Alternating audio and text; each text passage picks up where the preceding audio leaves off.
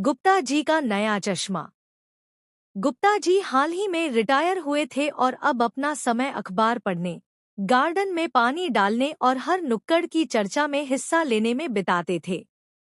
उनकी एक समस्या थी, उनका पुराना चश्मा अब धुंधला हो गया था।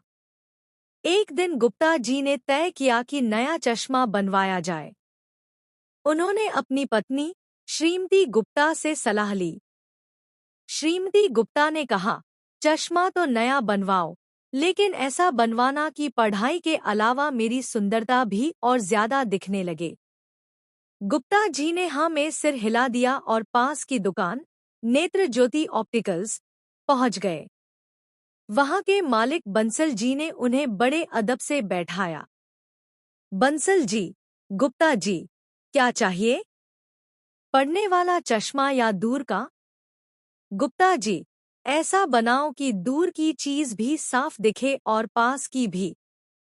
और हाँ, मेरी पत्नी को और सुंदर दिखाए। बंसल जी हंसते हुए, समझ गए, सर।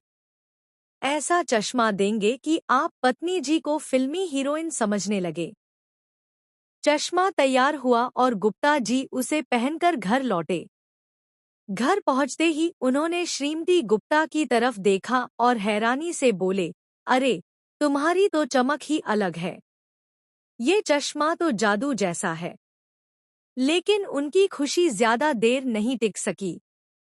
जब उन्होंने पड़ोसन की तरफ देखा, तो गुप्ता जी अचानक अटक गए। गुप्ता जी, अरे वाह!